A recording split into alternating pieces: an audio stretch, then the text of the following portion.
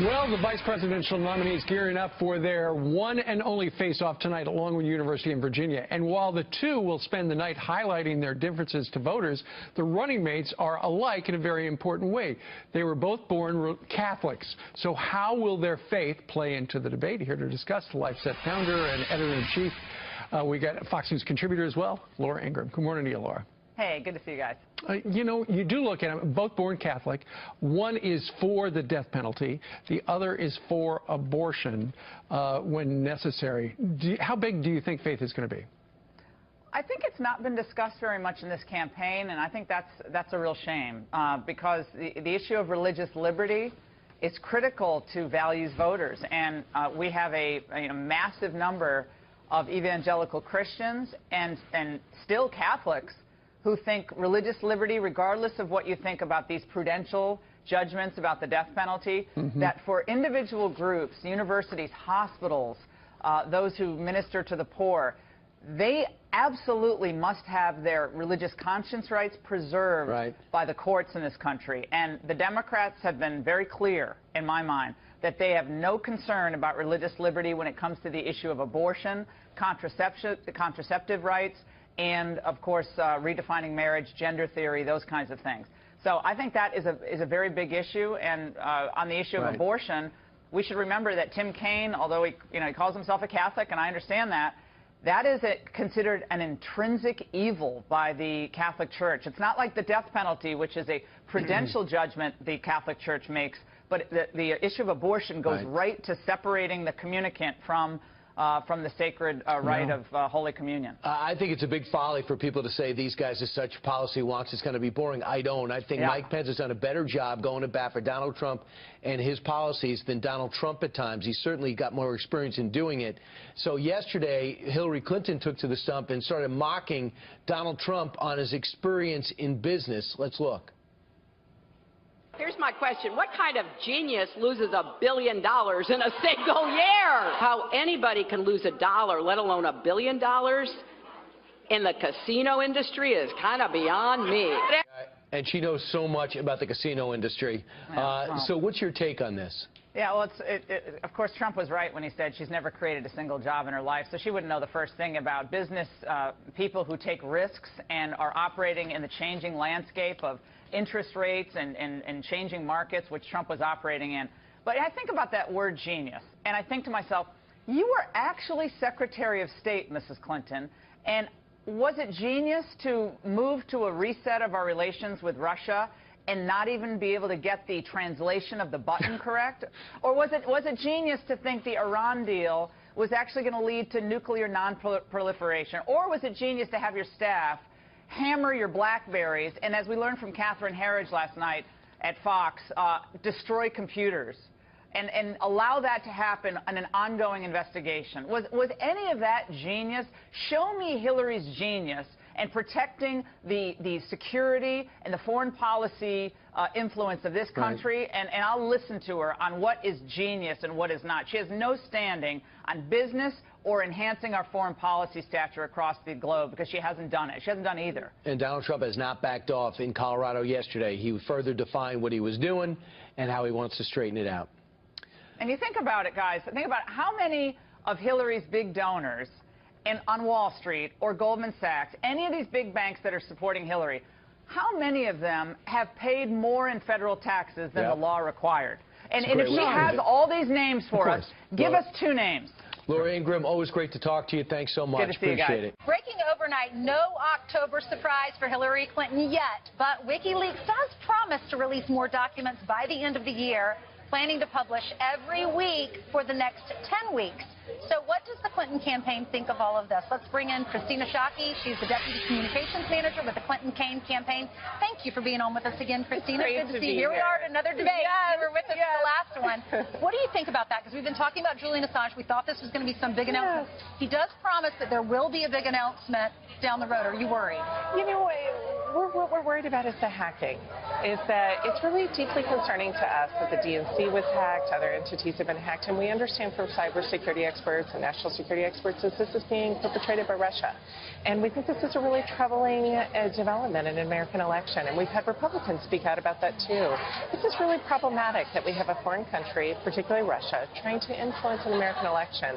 And so that's deeply troubling to us. Absolutely. I mean, I don't think anyone would agree that hacking is, you can't do that. It is illegal. It's wrong. However, some of the information that they have released has led to some consequences, especially for the DNC. You see Kelly Wasserman Schultz had to step down because of the release of those 20,000 emails. Well, again, we're really, really troubled that this seems to be perpetrated by Russia, an attempt that happened right before the convention.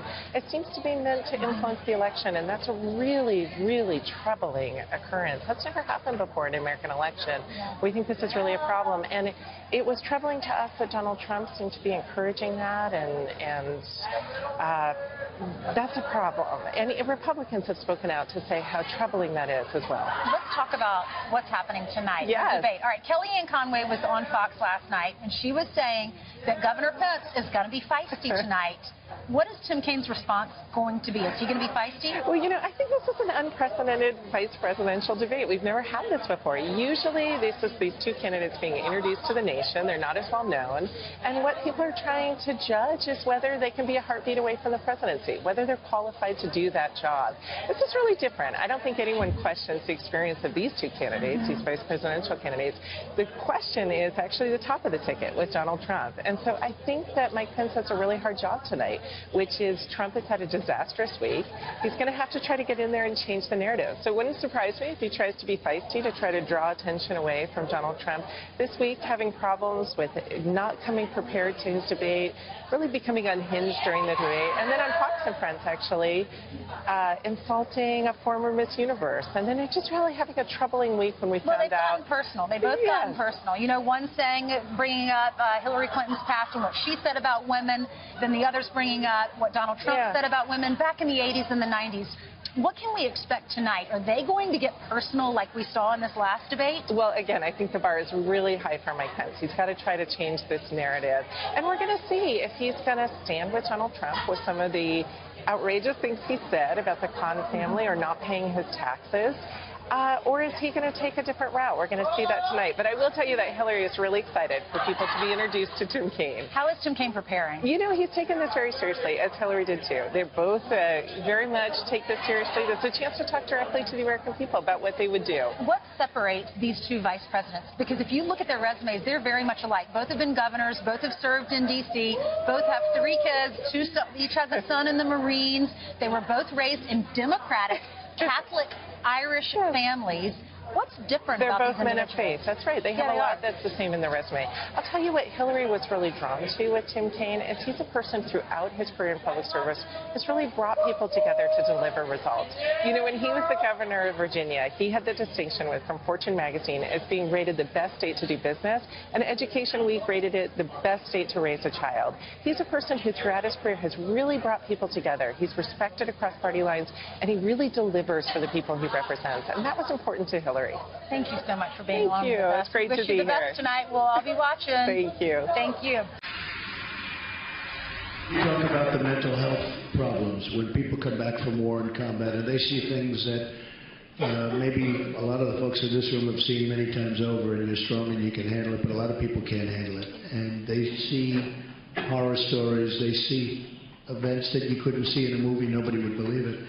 And we need a mental health help and medical, and it's one of the things that I think is least addressed. The mainstream media is hammering Donald Trump for those comments that he made at a veteran event in Northern Virginia.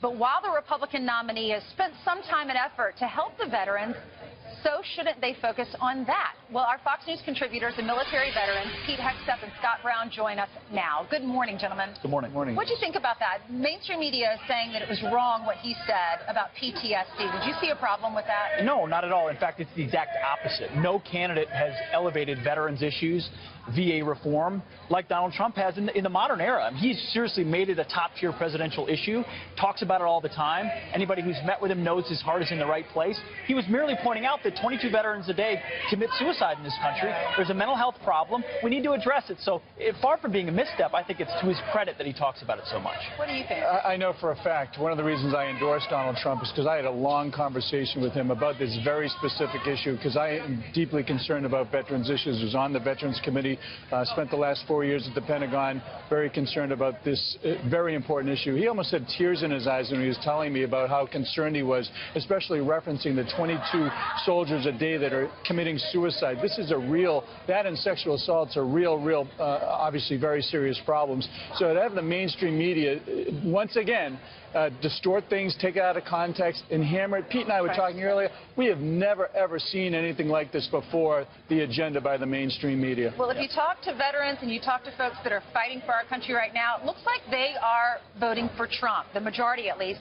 When it comes to veterans, 47% are voting for Trump versus 33% voting for Hillary. And then if you look at active duty troops, Trump gets 37.6%. But here's the kicker. Gary Johnson comes in second with active troops at 36.5%. Are you shocked it's by Trump, that? Johnson, not at all. In fact, it's a more conservative institution. They don't want a commander-in-chief Hillary Clinton. That's the clear takeaway from this poll.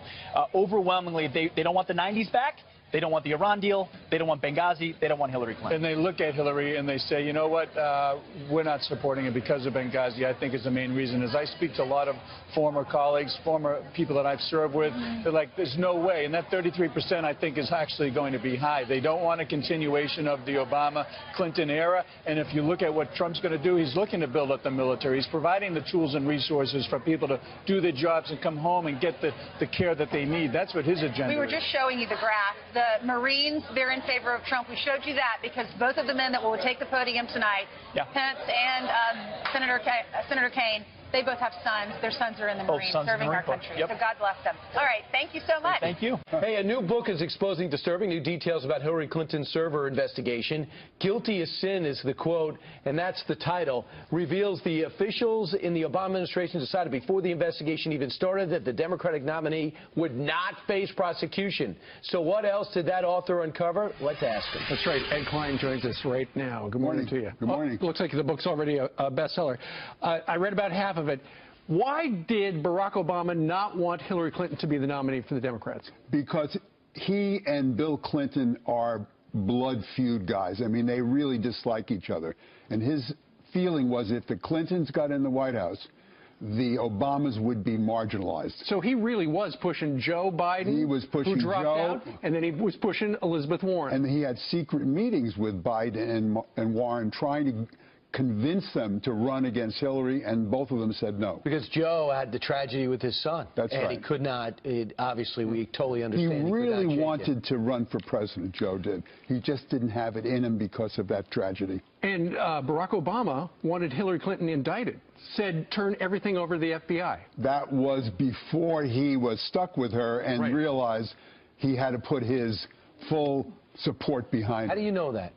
How do I know it? Because I have sources both inside the White House, inside the Obama administration, inside the Clinton administration, and I have very good sources very close to Valerie Jarrett. Okay, so after it was realized Joe Biden wasn't going to run, Elizabeth Warren said it wasn't her time.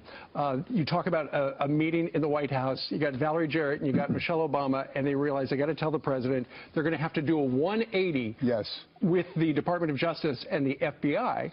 But the worry is that Comey might actually suggest charges. What happened there was the Attorney General, Loretta Lynch, was telling the public that this was an independent FBI investigation.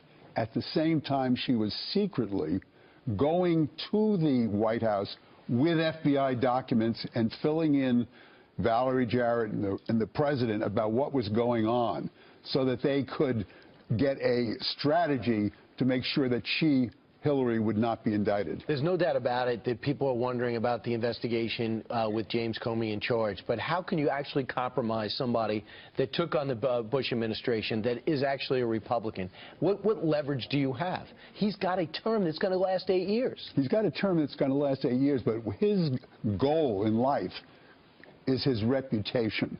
This building that he's in, the FBI building, is literally falling down. I mean, it's crumbling. They're going to have to tear down that building. It's called the Hoover Building, right? His goal is to have the new building called the James Comey Building. So they had this conversation. The president makes it very clear he doesn't want an indictment out of the Department of Justice. And regarding James Comey, they thought, well, he might walk, he might quit. in which case they had a plan B. What would they do? They would pardon Hillary Clinton? That's right. Or Hillary would pardon herself if she becomes president. Unbelievable. Yeah, it really is unbelievable because Comey had this reputation of being the Elliot Ness of his time, right? Untouchable. And when push came to shove, he really collapsed. And he did refuse to indict her because he was protecting, as I say, his own reputation and the reputation of the FBI. What did you find out about her health?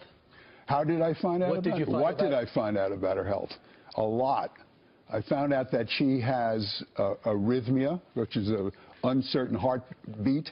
She has a leaky valve that the doctors wanted her to replace in a valve replacement surgery, and she said, no, I'm afraid it would leak out. And people would say, then I'm not qualified to be president.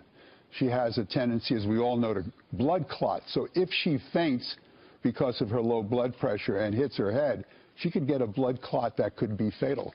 Well, it's a new book. It's going to be another bestseller, Guilty as Sin by Ed Klein. Ed, thank you very much for joining us. Great to be here. Thanks, Ed. Presidential candidates will face off in their one and only debate tonight. Joining us right now to talk about the showdown between Governor Mike Pence and Senator Tim Kaine is Eric Trump, Republican nominee Donald Trump's son and the executive vice president of the Trump Organization. Good to see you, Eric. Great to be here, Maria. Thank you so much for joining us. So how is Governor Pence preparing for the big night tonight? Well, first of all, he's an amazing guy. I've got to know him. I've got to know his wife, Karen, very well. I mean, they are amazing, amazing people. But we picked him for an obvious reason. I mean, he does everything my father's been talking about, and he did it in his home state.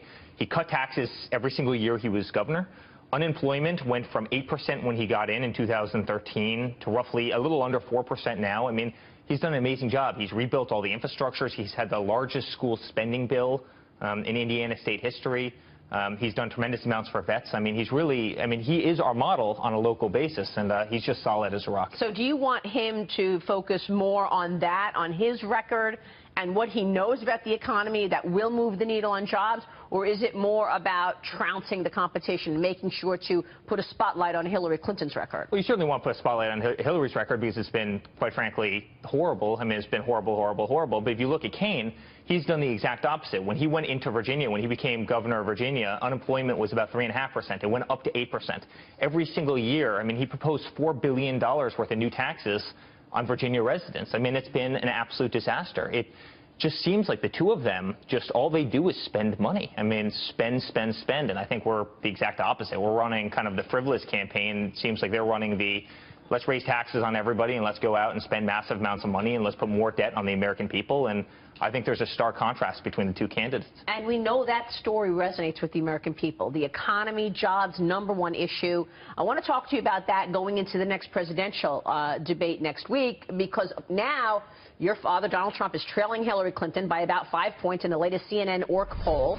What is he doing to regain the upper hand here going into this next debate? You know, I put less, thought on some of these polls, right? I mean, the LA Times has us up by 5 points, That's right? True. So you have polls that have us up by 5 points. You have polls that have us down by a couple points. What I look at is enthusiasm. I go all across the country, and literally everywhere I go, I look at the yard signs in the lawn. I look at our volunteers, people who are making thousands and thousands of calls, knocking on thousands and thousands of doors. I mean, everywhere I go, the love that you feel is tremendous, and the enthusiasm you feel is, is tremendous. And people don't want a career politician. I mean, Hillary, and I say this all the time, Hillary's been a politician longer than I've been alive.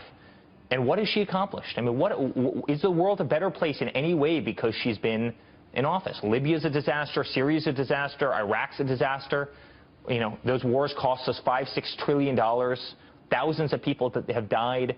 You look at the Clinton Foundation, which is one of the largest Ponzi schemes in the history of charitable giving. I mean, look at Benghazi and the lies and the deceit there. I mean, everything those two have done. I mean, they've made $250 million for themselves on the backs of hardworking Americans. And America deserves a lot better, and American citizens deserve a lot better. I think you make a good point. When I travel around, the authenticity of Donald Trump has resonated, I think.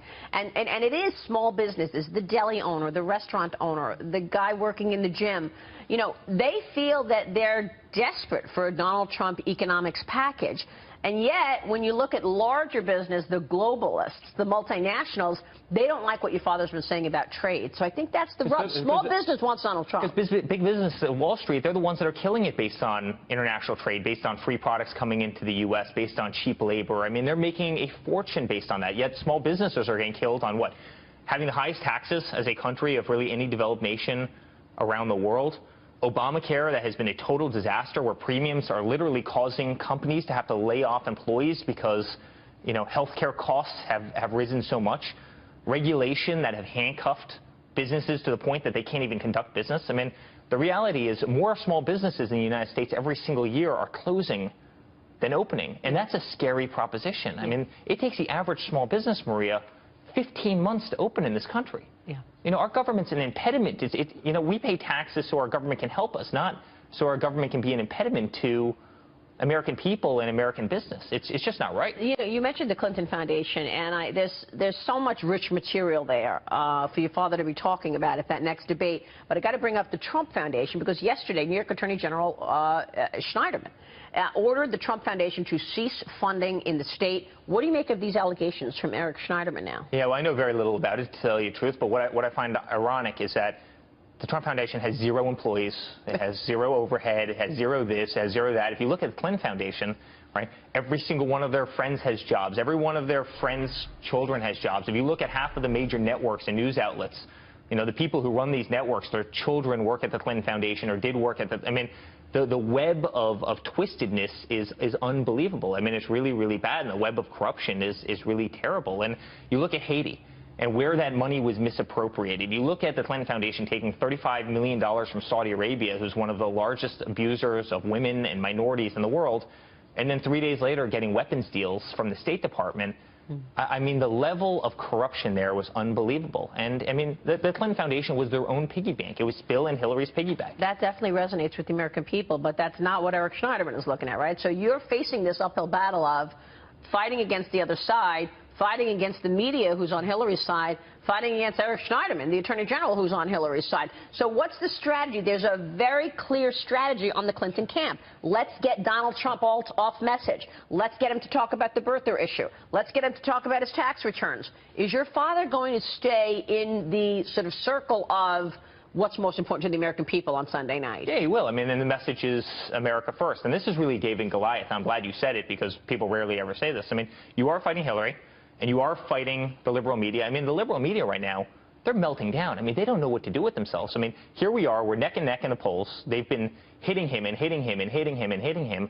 And that means that Americans' people's voices actually matter for the first time in a long time. And that's part of the discontent that you see, when you're on the street. I mean, people no longer feel like their voices matter. And people love his message, which is right to your point, which is America first. We have to start putting America first again. We have to start putting American people first again. We have to put the military and jobs and health care and education. We have to put that first again. Ever since he started a political campaign, he's been talking about the tax code being unfair. There was a tweet earlier from Jack Brewer, who's a regular guest on the show, a great athlete, and he said, oh, wait a second, so Donald Trump wasn't supposed to write off $1 billion loss?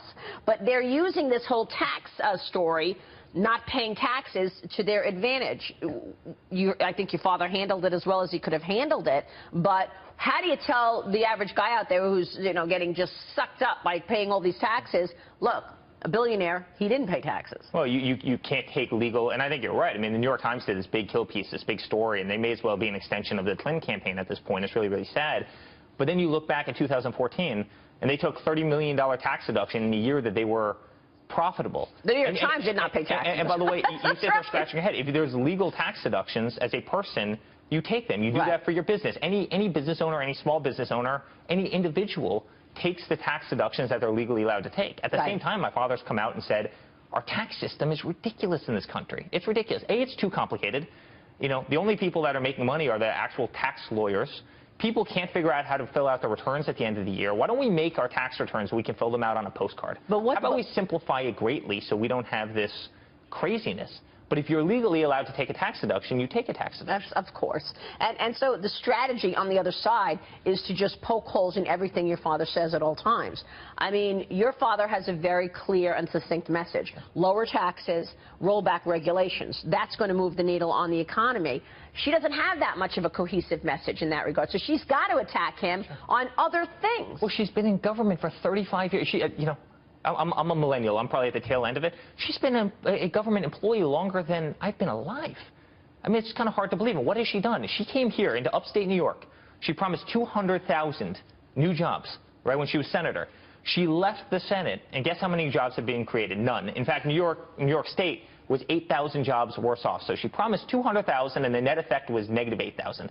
I mean, and now she's going around saying, I'm going to create 10 million new jobs. She's never created a job in her life. She's never signed the front of a check. She's only signed the back, right? I mean, she's been a government employee her entire life. You know, our taxes have funded her entire career, and that's very, very, very sad. You need somebody who's out of the political realm, who's never been a politician, who's been an amazing business success. You need somebody like that to go in and just unwind the system, because it's truly horrible and it's running our country into the ground. Look, there's a big portion of people out there that want to take a risk on Donald Trump. There's no doubt about it, that they feel that they want to shake up. Give me your sense of the swing states right now. Going into that first debate, Donald Trump was winning in a lot of important swing states. What's the priority in terms of the campaign right now? Is it Pennsylvania? Is it, I mean, Ohio, we know he's winning in Ohio. Do you roll back and not, you know, go double down in Ohio and focus more on Pennsylvania, since that's an important one? Well, listen, Florida's been amazing. I just spent I spent 4 days in Pennsylvania, all over Pennsylvania. I had Democrats coming up to me. I've been a Democrat my entire life, my entire family, steel workers, coal miners, you know, law enforcement. I mean, the military, you know, just hard-working people. Yeah, I've been a Democrat my entire life, and I am 100% voting for your father. I mean, I am 100%. I hear it all the time. I haven't voted ever. You know, I'm embarrassed to say I haven't voted ever, and I'm voting for your father. So wow, that's what you're hearing from people. All over Pennsylvania. I hear that in Ohio, and I've spent a tremendous amount of time in Ohio. I was just in North Carolina all last week. And so all the swing states are equally important. I feel really good. The level of enthusiasm is wild. Hey, I show up at an event, and I'll have 500-600 people show up. I mean, it's unbelievable. And I'm not the candidate. I'm a civilian in this whole crazy process. Real quick. Joining us now is the director of the Institute for Politics and Strategy at Carnegie Mellon University and Hoover Institution, a research fellow, Kyron Skinner. Kyron, good to see you. Thanks for having me. Thanks so much for joining us. So what are you expecting tonight? I'm hoping that Governor Pence talks extensively about Secretary Clinton's time at the State Department. He hasn't mentioned yet, and neither has Donald Trump, the Asia pivot, which she announced during her time at the State Department. While she was trying to move American military and diplomatic assets to Asia, ISIS was coming online, and the Middle East began to blow up even more with the Arab Spring and then beyond. And so just the failure of our attempt to move out of the Middle East, underscored by the fact that the ceasefire between the U.S. and Russia in Syria has fallen apart. Really, I think, needs to be grappled with. Wow. This global chessboard of the U.S. trying to kind of end wars in the Middle East and focus on political economy in Asia really hasn't worked. So I hope he talks about that tonight. What a great point to bring up this Asia pivot when we haven't spoken about that at all. I actually want to jump in on the Asia pivot, because in the meantime we see China reclaiming islands in the South China Sea, which ultimately impacts the U.S. Navy. It impacts our ability to strategically hold assets in locations around the world. It impacts shipping. China teaming up with Russia, North Korea, and China. China has a big influence on North Korea, which just conducted another nuclear test.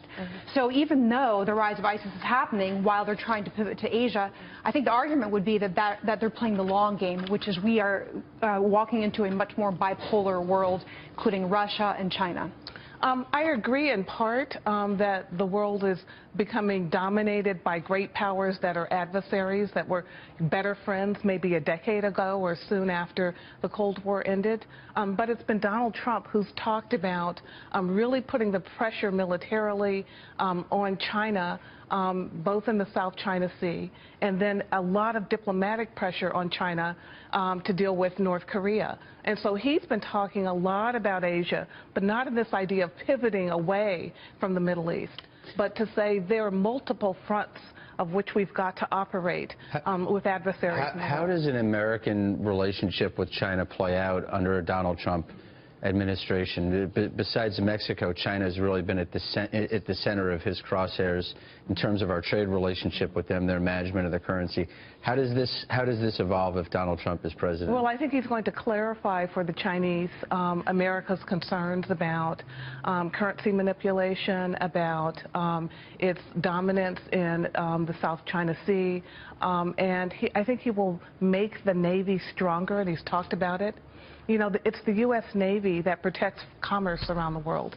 Take the U.S. Navy out, and we don't have free commerce. That's a huge global ripple effect on economics for almost every nation in the world. And I think the Chinese will understand that we're really back and clear in terms of our interests and objectives. But at the same time, that idea of the pivot was in terms mostly of moving naval assets towards Asia and China and focusing on those free shipping lanes around the world. Right, but no, the pivot was also about trying to become a greater trading partner with the Asian economies, because most of them are tied to the China economy.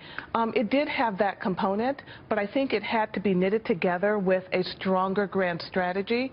And that's what Donald Trump is actually talking about. At the time, she was supporting the Trans-Pacific Partnership and then turned tail on it. So what's your view on that partnership? Neither one of these candidates is supportive of it. Do you think so I think this is an interesting, irony of this presidential race. We just heard Joe Biden say that Donald Trump is really unfit and has no foreign policy background. But when you think about it, really not in partisan terms, it has been Trump that has set the national conversation about some of the biggest foreign and domestic issues, including trade. And many critics say, well, he's against free trade. That's not what he's talked about. He's talked about fair trade, and he's pushed Hillary Clinton more in his direction on TPP, on NAFTA. This has been surprising. I think between Trump and Bernie Sanders, we see her shifting, but we see Trump really dominating the conversation and staying exactly where he's wanted to be. And in fact, he's found that many Americans agree with him. So he might not have the foreign policy experience, having been Secretary of State, but he's been able to sense and intuit the issues that are so important for many Americans. It's been really surprising. Tamara, you make so many great points. Thank you so much for joining us. Really interesting. Yeah, you got to come back more often. You got to come back more often. The Asia pivot we haven't discussed at all. This is really important. So we'll see if they raise that tonight. Great info from you, Karen. Thank you. Thank you. Appreciate it. Karen Skinner there, Fox Business. Do you live in your parents' house? No. Do you live in your parents' base? Okay, I do not. This whole idea of living in, people found that to be insulting. What did you think? Did you find that to be insulting, Caroline? Well, I don't live in my parents' basement, and I am a very optimistic proponent of the power of millennials. So my perspective on our generation is always through the lens of being responsible for solving a lot of the issues that we have here in the world and being change agents. So you didn't care? It didn't bother you. What about you, Kristen? I think she's actually right. I think that a lot of millennials, too, are cynical enough to look at themselves and say, yep, she was right, too. I don't think they're going to be offended by her comments, per se. And also, they liked Bernie Sanders because of his message, not necessarily like the cult of personality around Bernie Sanders, right? So as long as I think that they feel like she's willing to take up the helm, and she's, championed all kinds of progressive issues, as well as, keeping on with the free college thing. So I think that on messaging, she's on board. Look, there's no question being in your 20s is hard because when you don't have the job, you don't have the money to get your own apartment. I mean, so there's nothing wrong with that. But I wonder if, as a generation, people look at that and say, well, that's really, making a statement about a broad group of people that may not necessarily be true. How do you feel about it, Christy? I think a lot of millennials get easily offended, so I'm not surprised that a lot of people felt offended by it. And I just think that that's kind of where we are as a generation. We're going to school longer. We have crazy student loans, and that's, a lot of people. I still live with my parents, and they help me pay off my student loans and live with them. And by the way, I lived with my parents for a long time. Before I decided to get my own apartment, because it just made sense. So there's nothing wrong with that, but still some people did get annoyed at the reference. So we'll see. We want to take a look back this morning and how the vice presidential debate has been a game changer or not. The first televised vice presidential debate took place in 1976 as Senators Walter Mondale and Bob Dole squared off in Houston. Let's bring in presidential historian Doug Weed to talk more about this. Doug, good to see you. Thanks so much for joining us. Thanks, Maria. So we want to go through some of these because I think some of them really resonate. Let's start with then Vice President George H.W. Bush and Congressman Geraldine Ferrara in 1984. Here's a snippet. Got to get your reaction. Let me help you with the difference, Ms. Ferraro, between Iran and the embassy in Lebanon. Let me just say, first of all, that I almost resent Vice President Bush, your patronizing attitude that you have to teach me about foreign policy. Doug, many thought Vice President Bush was patronizing, but why didn't this tip the scale for the Democrats in the election?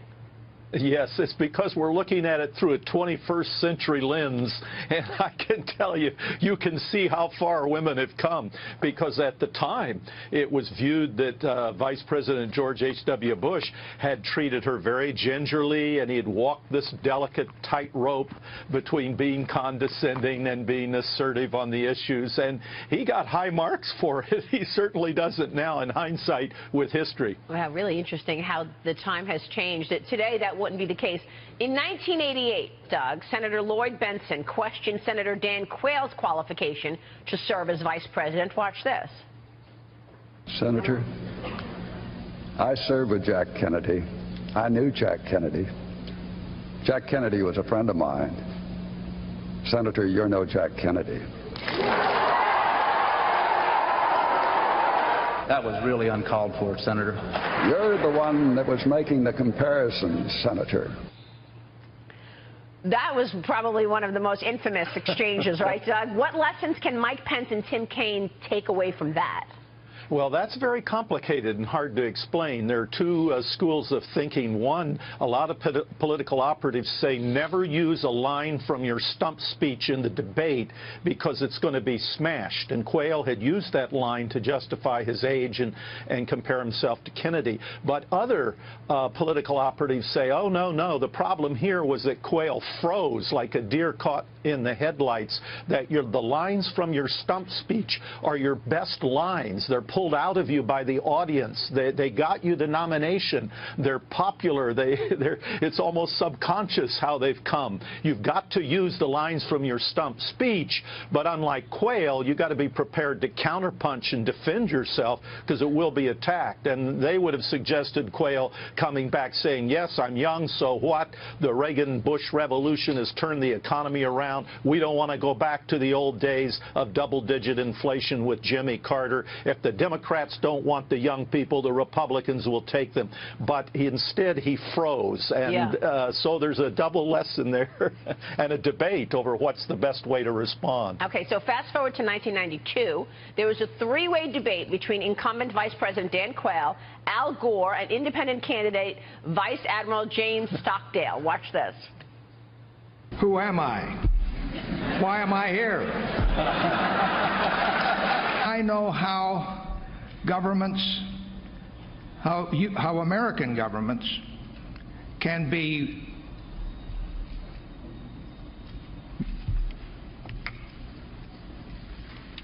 courageous and how they can be callow, and that's important.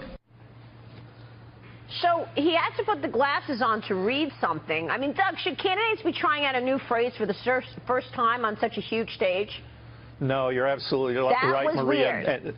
Yeah, and this confirms what I just previously said about Quayle. If he had used that line and those paragraphs on the stump, starting in the kitchen, then to the auditorium, the audience would have helped correct him and helped practice him and helped him see that those lines were going to be misinterpreted. You don't do something new in the debate, and that's a lesson taken away from that very awkward moment. You don't want to do anything new. You don't want to take anything from the stump speech. Okay, so I want to get the panel involved after this one because this is really a good one. Vice President Joe Biden and Governor Sarah Palin meet in a highly anticipated face-off in 2008. Let's listen.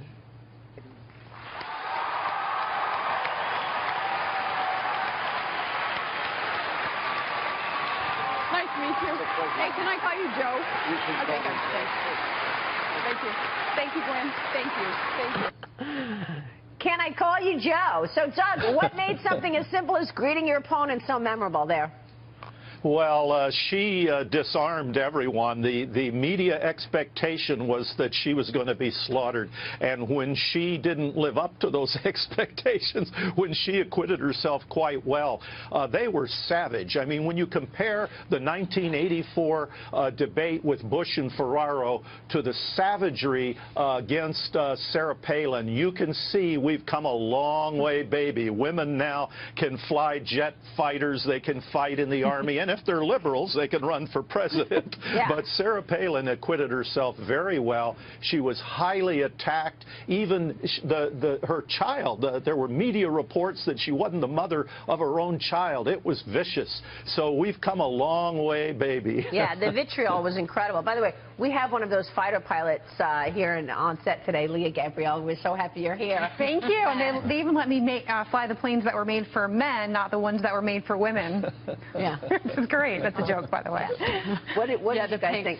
The vice presidential debate tonight, John Hilsenrath, how important is it? Well, I want to hear what Doug has to say about the tone of this thing. My suspicion is that the two candidates are going to use this podium to try to score points against the nominees, that it's going to be Pence against Hillary and Kaine against Trump. Is that the way you see it, or do you think they're actually going to talk about policy?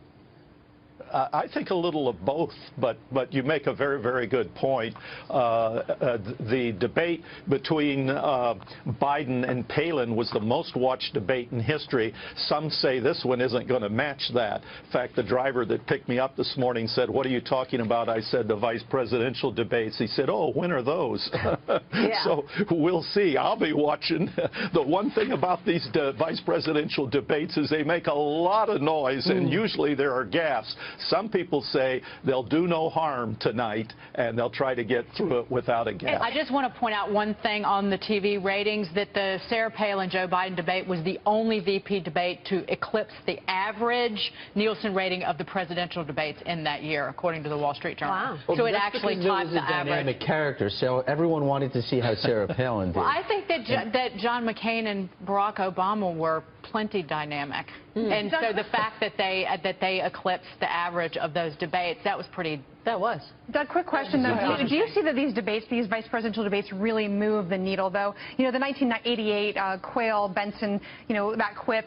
I think the Democrats still lost 40 of 50 states in that election. Yeah, not only do the debates not move the needle, the selection of the vice president doesn't move the needle in my lifetime. Only John Kennedy's selection of LBJ in 1960 probably made a difference in the national election. It definitely did. But other than that, now in a close election with hanging chads, anything, everything can matter. Yeah, it sure can. All right, Doug, thank you so much. Great analysis from you. We appreciate it. Thank you, Doug Maria. Reed,